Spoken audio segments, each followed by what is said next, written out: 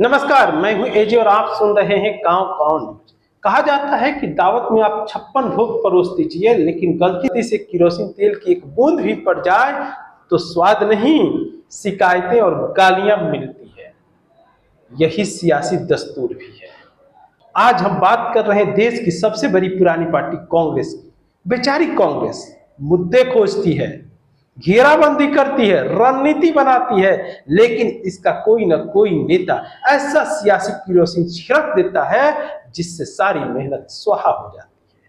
और फिर बीजेपी, वो तो इस तेल में जीत के दिए जलाने में माहिर है।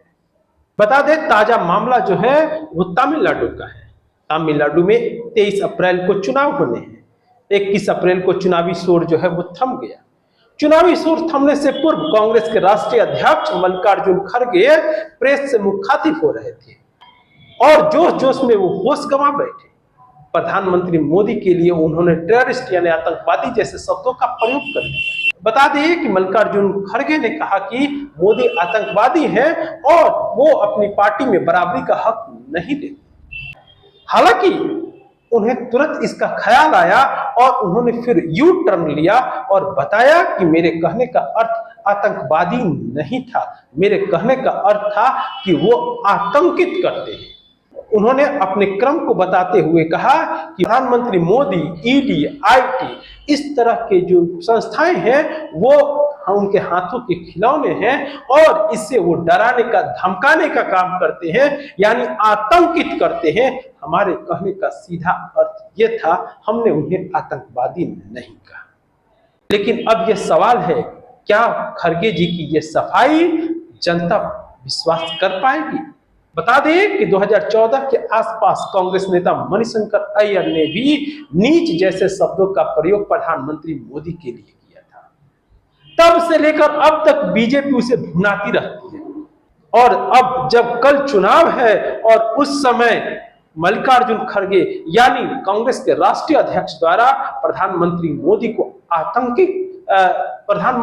को आतंकवादी कहना, अब इन शब्दों का कितना प्रभाव पड़ेगा वो तो आने वाला समय ही बताएगा। तो अब सवाल है कि चुनाव के मुहाने पर खड़ी खड़गे की यह सफाई जनता के गले उतरेगी या फिर बीजेपी इस आतंकवादी वाली थाली को चुनाव की रैलियों में बड़े चाव से परोसेगी। तो देखते रहिए गांव गांव न्यूज, क्योंकि हम खबर ही नहीं बताते, खबरों की खाल भी उधेड़ते हैं। Scientific thinking, ideologically well believed, and the ideals of Periyar, Dr. Ambedkar, Annadurai, great Kamaraj, and Kalinga. These people stand for